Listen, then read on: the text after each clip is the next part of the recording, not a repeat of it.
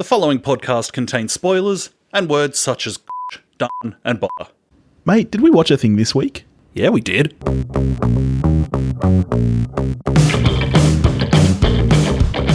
Hello everybody and welcome to We Watched a Thing. I'm B Dizzle, I'm here with my friend Toph, as you can see. How you doing, buddy? I'm fine. How are you? I'm excellent. I'm absolutely exceptional. That's very good. What have you been up to, bud? Nothing, mate. You? Absolutely nothing. Absolutely nothing. I'm glad we got that out of the way. What are we talking about this week, though? Well, given the lack of fresh options that isn't just 2 hours of Chris Hemsworth firing a gun on Netflix, one of our dear patrons suggested we throw it into reverse and do LA Confidential, which I thought was a good idea. Yeah, we were going to do Extraction, which is like the only new release this week, but you watched it and did not care for it? Is that right? Look, it is what it is. It succeeds in being 2 hours of people shooting guns. Does Hemsworth get his muscles out, though? Like, did that get you going a little bit? I mean, am I only human? All right. LA Confidential is a 1997 American neo-noir crime film directed, produced, and co-written by Curtis Hanson. Screenplay by Hanson and Brian Helgeland is based on James Ellroy's 1990 novel of the same name, the third book in his LA Quartet series. It stars Kevin Spacey, Russell Crowe, Guy Pearce, James Cromwell, David Strathairn, Kim Basinger, and Danny DeVito. And what is it about, Toph? It's about a couple of things, Billy. It's about life, isn't it, mate? Yeah. It's about some corrupt cops and some good cops. It's about self-reflection. It's about reflection of the hero as we know it. That's very deep. Thank you. But mostly it's about Guy Pearce just being amazing. Dear God, what a handsome man. Oh, isn't he a devil? Be honest, we had a couple of suggestions from patrons. Was Guy Pearce at least a little bit of the reason that you decided on LA Confidential? We're on a little bit of a Guy Pearce bender. Yeah. And I'm into it. Yeah. He's amazing in everything he does. Honestly, it's amazing he got cast in this movie because he was not a big name at the time. This was the year after Dating the Enemy, so I reckon that must have been what got him this role. Because he and Russell Crowe were cast before Kevin Spacey. At one point, like, the studio, I think, was saying to Curtis Hanson, so you're doing a period piece in LA, any chance of an American being in this film? Yeah, because Kevin Spacey is like, he's the big name in the film. I mean, he's not long off the Oscar for Usual Suspects, but really, he's still like a character actor who won an Oscar at this point. He's not a movie star, I wouldn't say, really, until like this and American Beauty. Kim Basinger is the name. Well, that's true. That's true. And Danny DeVito. Can you imagine, think back to 97 and imagine a world where Danny DeVito is the draw card on a movie? I mean, you only need to look at the poster for this film. It's like Kim Basinger is genuinely 4 times the size of everybody else. Well, and in real life, 4 times the size of Danny DeVito. Definitely. All right, let's get into it. So you've obviously seen this film before. Couple of times, yeah. Yeah. I've also seen it before. This was one of my dad's favourites. In fact, it was one of his favourite books. And he was quite happy with the adaptation. I haven't read the book, have you? I have not. I had no idea till I read Wikipedia just then that this was part of a series and this is the third book. It seems strange to dive into the third in a series, right? If you're adapting for film. I suppose it is a bit. Russell Crowe would do it again with Master and Commander, which was like book... I don't even know where that came from, that series. It's like book 7 of 12 or something. I think there's over 20 of those books. There's a lot. Yeah. There's a lot. Stellar cast, though, isn't it? I think this has to be one of the best, like, put together ensemble casts. And it really is an ensemble. Like, who would you say is the lead in the film? Would you say it's Pearce? Yeah, ultimately, I think Exley. If it's anyone's film, it's Exley's. It is a good ensemble, though, and a really well put together cast. And as you say, interesting that so many kind of no names in it, but really, like, how young does Rusty look in this? He was quite young, I suppose. Coming off, I mean, some people would have known Crowe from Romper Stomper at this point, which for anyone who doesn't know what that is, it was kind of American History X before American History X. Again, yes, Russell Crowe, not a name. Also, the name, though, he sounds like he's named after a beer. I gotta say, I love the names in this film. Edmund Exley, great name. Bud White, great name. I don't know. As you said, it's such a great ensemble, but not just like, all right, we're going to grab that star and that star and that star, and it kind of can't help but work, Ocean's 11 style. Yes. Like they were rolling the dice with this cast. Yeah, absolutely. A great thing Guy Pearce does in the film, though, is just not afraid to play a dick. Like, it's one thing when an established star does that, and they've already kind of got this likable thing to fall back on, or already got a persona to fall back on. As we said, we didn't know who Guy Pearce was. Yeah. And up he pops, and he's got us, as handsome as he is, he's got a smarmy, punchable face. Yeah. And he says things, he says to Bud White at one point, speaking about his dead partner, hell of a way to avoid a prison sentence. Like, yeah, granted the guy that's dead was a dick, but that is a dick move, Exley. And that's the thing about Guy Pearce. It's a great bit of casting, not just because he's insanely handsome and a great actor, but the character is, like you say, he's a really smarmy guy, and he's able to pull that off to such a great way in this film, because there's almost no one that you really root for in this film. Like, do you feel the same way, that there's no one that you're really like, yeah, I'm on your side here? There's certainly no one who you're with for 100% of the runtime. Because Ed, even when Ed's doing the right thing, we know that a big part of that is completely self-serving. Bud White, when he's doing what he thinks is the right thing, sometimes he goes about it in highly questionable and highly violent ways. Yep. And then really everyone else is a shitbag. Okay, here's a question though. Who is the biggest shitbag in the film, and who is the least shitbag? Well, Lynn is the least shitbag. Yep. The biggest shitbag in the film? Dudley's the obvious answer, but it seems just too obvious. Yeah, not allowed to. We're taking out the farmer from Babe. Yeah. I spent the whole movie going, that'll do, pig. That'll do, bud. That'll do. That'll do. I went Scottish instead of Irish there. Yeah, you done goofed up. Biggest shitbag. Okay, biggest shitbag. I will go. I'll go Stens. Yeah, he's a no good. Don't like Stens. So one of my favorite things about this movie is the choice that it makes in its direction and everything. It takes you so long to even click, I think, that this is a period piece. Would we say that? I would. I think it's such a smart choice. It doesn't play on nostalgia. Let's put it that way. This isn't like Once Upon a Time in Hollywood, where it just rams the time into your face. This movie, I think it takes a more clever approach in the way it does it, in that while obviously it is a period piece, it doesn't play on nostalgia at all, I don't think. Which is something that movies set in the 50s in Hollywood, that's kind of just what they do. This I don't feel like it does. It's shot in a very contemporary fashion. I don't think the production design is really like in your face. Oh, hey, 50s Hollywood golden age. I think it makes it more timeless, I think. Like watching this the other night, I was shocked at how current it still felt as a noir. It's very contemporary, I think. I'm just so in love with the direction of this film. It's the thing that came to mind when I was thinking about how I would describe it to somebody is that it's very formally shot. You remember how when in the remake of Suspiria, Guadagnino decided to shoot it only with kit that would have been available at the time that it was shot. And likewise with this film, there's nothing flashy about the direction. And if you wanted to lay out the shots for a film being made in the 50s, you could have made this film. I find this is just a pure personal taste sort of thing. I just find it a very appealing way of directing. So you like, for example, the lack of movement in the camera and stuff like that? Well, I actually really like the movement that is in the camera.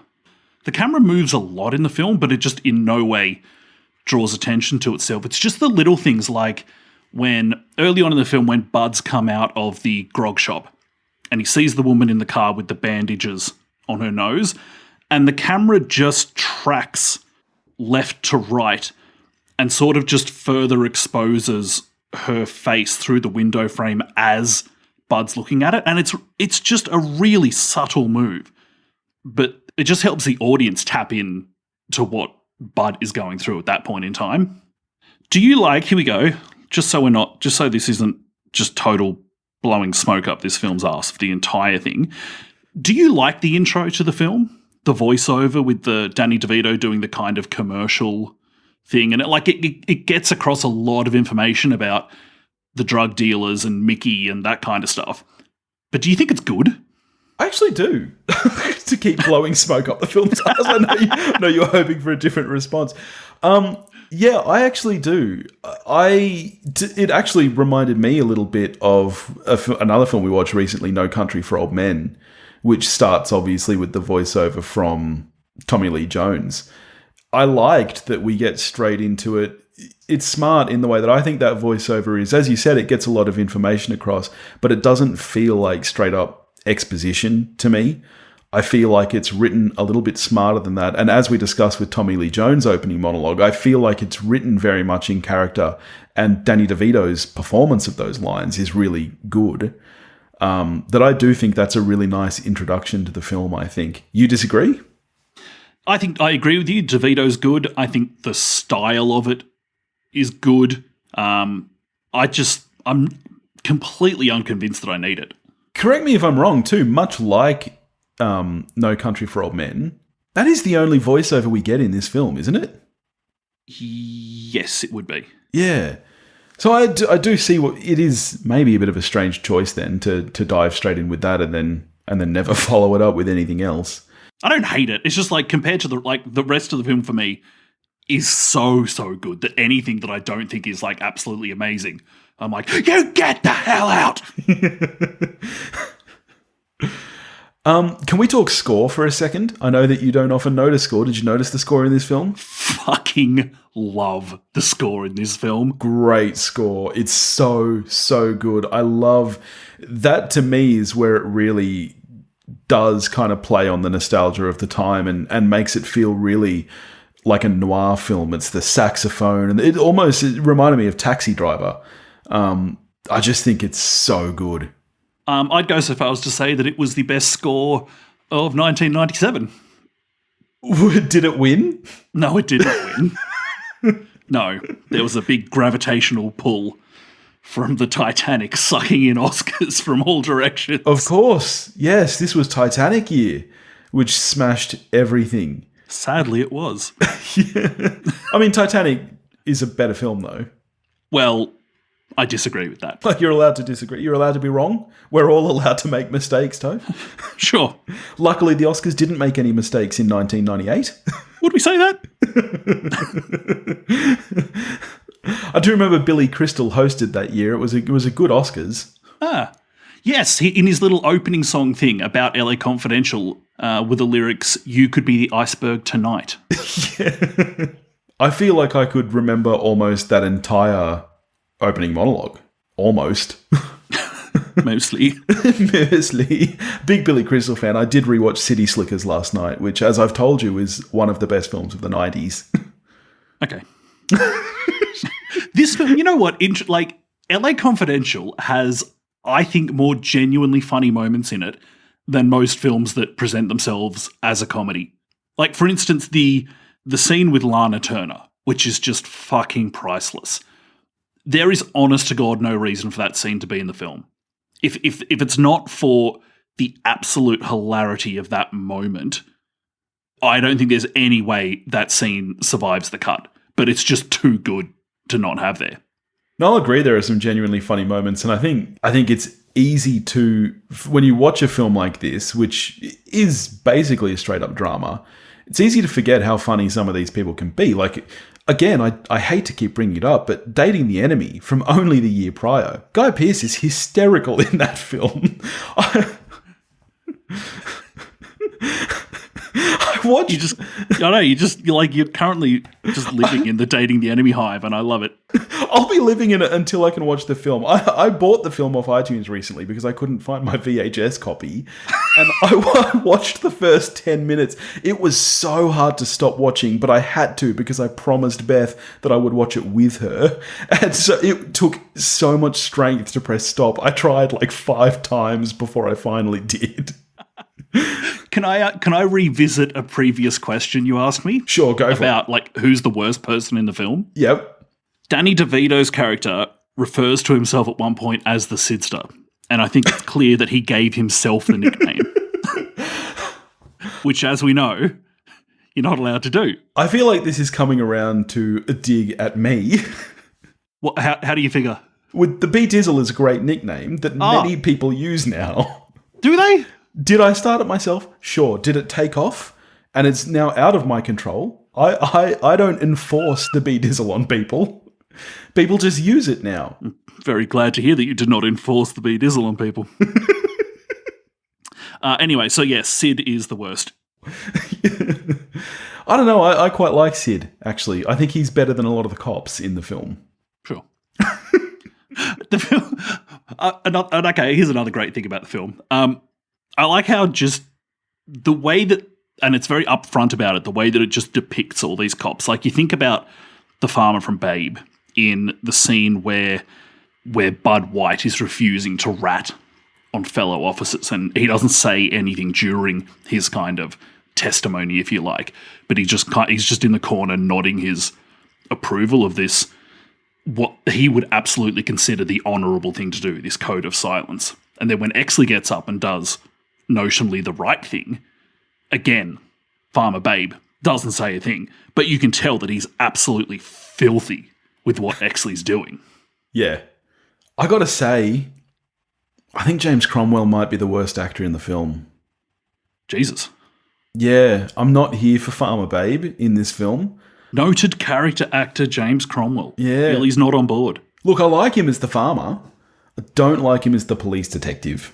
I just don't buy him, I think. Okay, well, I'm still here for the Cromwell. Former President Cromwell in season 6 of The West Wing. Season 6 or 7? I haven't got to season 6. 6 or 7. I stopped halfway through season 4 because that's when you got a girlfriend and stopped coming around. I regret that decision.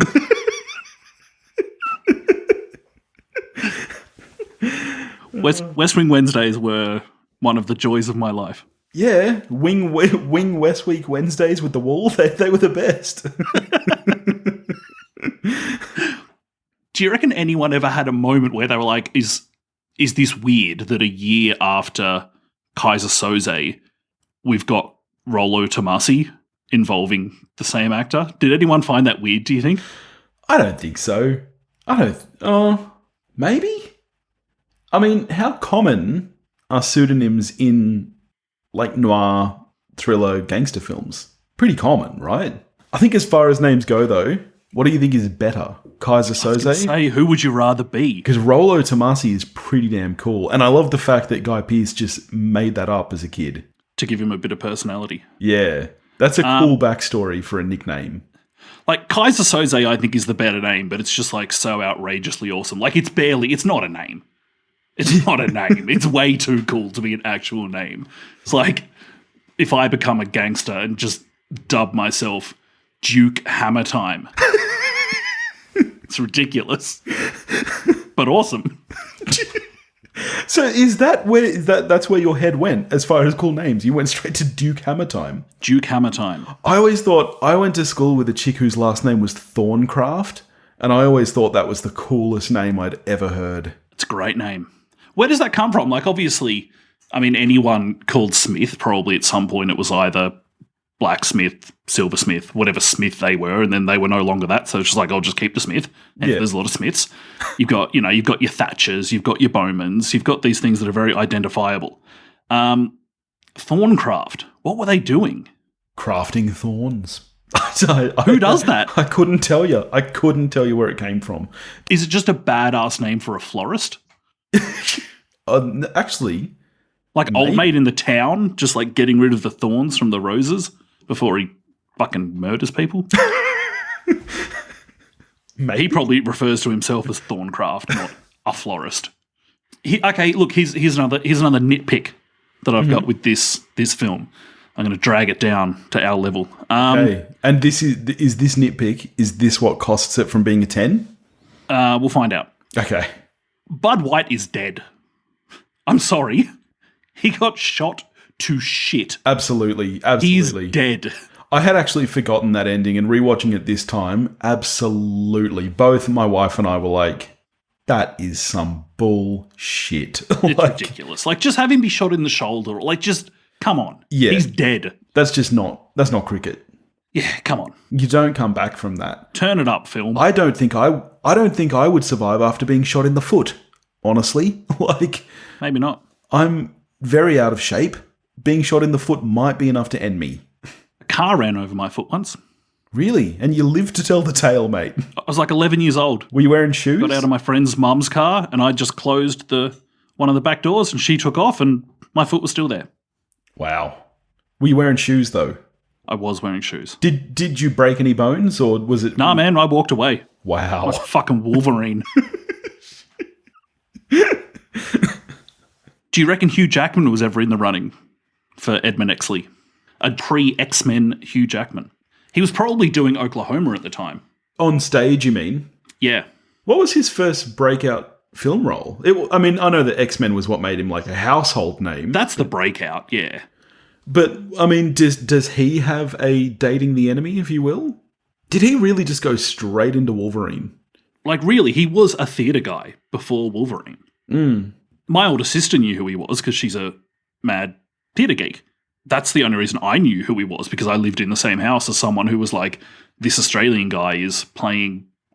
Who's the Oklahoma person? Curly, is that his name? I actually think you're not far off there. Oklahoma, where the wind goes rushing through the plains. I only know that from Twister. Really? I've seen Oklahoma a few times. I think his name is Curly. Oh, the farmer and the cowman should be friends.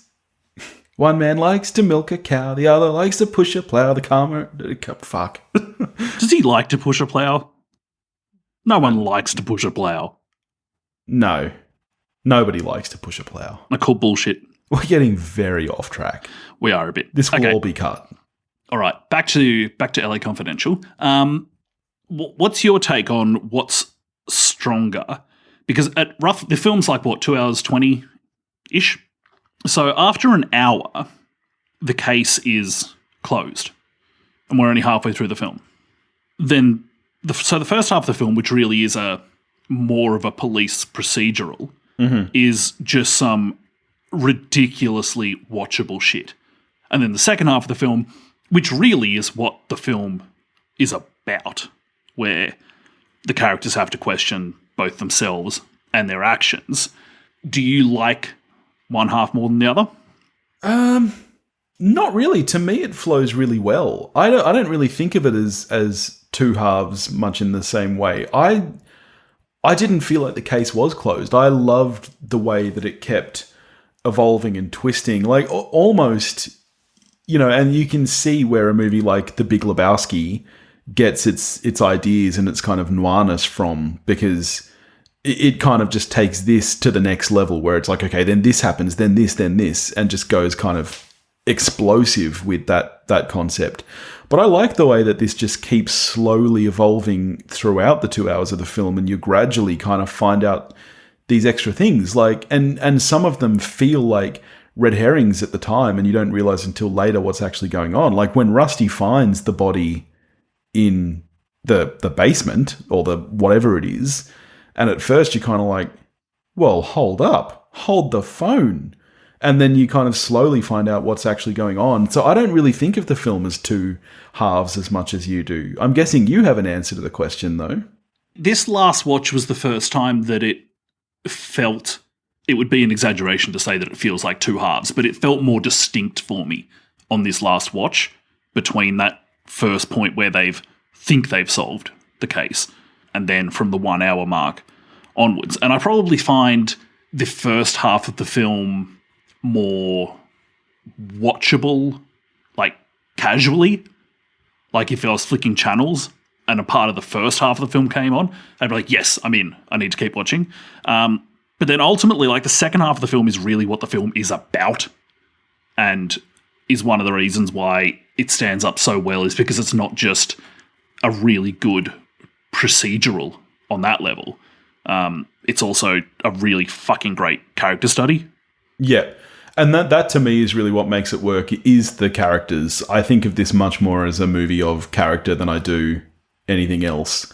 You know, and they are all so well established so early on. This does a really great job of skipping the exposition, I think. I don't think it kind of really spoon feeds you a lot, but you instantly know who these people are. The very first time you meet Exley and you see kind of the choices that he makes, you know, in that opening scene where the other cops go in and start bashing the prisoners, and he's there and he's so ready to rat them out instantly. And you understand his motivation wholly. Like, you don't sit there thinking, wow, that guy's a dick, but you don't sit there thinking, wow, that guy's a really good guy. That's what I love most about this film, is that all of these characters, you instantly understand who they are, why they are, and they're really well-rounded pretty quickly, I think. That's right. Like, Bud, has this savior complex as well as being a bit of a barbarian. Just from, you see like 2 scenes with the guy, and you're like, yep, know who this is. Yeah. Jack Vincennes, I mean, it takes whole seconds, I think, until you're like, yep, I know who you are. Yeah. Yeah. And you're a sleazy, creepy fucker, and it must have been a real stretch for Kevin Spacey. I know. Where did he get his motivation? How did he figure out how to play that? Incredible stuff. I used to think the guy was a really, really, really great actor, but he kind of plays this role a lot. I think a lot of his characters have this kind of twist to them. One of my favourite performances of his is, I mean, not that we should talk at length about Kevin Spacey in the current climate, but have you seen Life of David Gale? No, I haven't. Great movie, great performance it's him and Kate Winslet. She plays a journalist and he's a man on death's row from memory, and she's trying to prove that he's innocent before he's given the death penalty. Given the death penalty? Well, yeah. Like, how will you be taking the death penalty, sir? Anyway, really, really good movie. You should check it out. I remember you telling me that once, and I looked it up. It had a critic score of like 30, and I was like, yeah pass. Fuck that. Critic scores mean no, although this is a fun story. My daughter has to, because, you know, she watches a lot of movies, especially at the moment where we're all kind of locked down. The other day, we went to watch a movie with her, and she was like, no, I don't want to watch this one. And we were like, why? And she was like, it's got sad popcorn, because it comes up with the Rotten Tomatoes score, and it's got the little popcorn bucket tipped over on its side. She's like, it's got sad popcorn. That means it's not good. That's sensational. So then I had to explain to her that kids' movies will usually have sad popcorn, because most of them aren't very good. But this one's probably fine. You should tell her the Rotten Tomatoes doesn't mean anything, and you should ignore it. It's so funny. She's still really into it. The other day she watched the Emoji Movie, and she was like, it was really good. Even, you know, it had sad popcorn, but it was really good. Fucking Emoji Movie. Jesus. Sounds like we both like this movie a lot. We've seen it many times.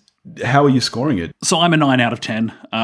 It's a sensational film that's just, I think, a hair away from being the masterpiece that would make me give it a 10. It's hugely watchable. The performances are across the board sensational, and it's just a really great take on the hero. And in fact, a lot of the film is about the deconstruction of the hero. Like, our man, Ed Exley, at the end of the film, shoots someone in the back as just like the exclamation mark on just tearing down our notions about these people. And it's just shit hot. It should have won a lot of Oscars. It should have won a lot more if than it was it did. If it was a different year, maybe. It should have won Best Picture. It should have won Best Director. And I could go on. It's like, I genuinely think it's in the conversation for film of the 90s. It doesn't win that conversation for me, but it's in the conversation. I'm also a 9. I think it's, as I said, an exceptional film. I think, like you said, it's amazing how much fun this movie is, given its content, which to me is it can be tricky to pull off, and I think it's done really well here. I think the acting, one of the best ensemble casts ever. And I agree with you. I love the kind of the themes and the way that it breaks down, not just heroism, but also I think masculinity. I think to an extent, this film is a really great commentary on. 9 out of 10. Always a pleasure to watch LA Confidential. What are we getting to next week, buddy? Next week, we wanted to do something a bit more fun. Yeah, I pushed hard for Dating the Enemy. Something you can wrap your laughing gear around. Yeah. In that spirit, we will be staying in the 90s and watching Starship Troopers. Was that the same year? Is it 97? It is, it's 97. Yeah, I think it was. There you go, staying in 97. In the meantime, if you want to get in touch with us, you can do that at wewatchedathing.com or wewatchedathing@gmail.com. You can find us on Facebook, Instagram, and Twitter, all under the handle @wewatchedathing. If you want to help support the show, you can do that at patreon.com/wewatchedathing and tell us something we should watch. And in the meantime, we'll catch you next week.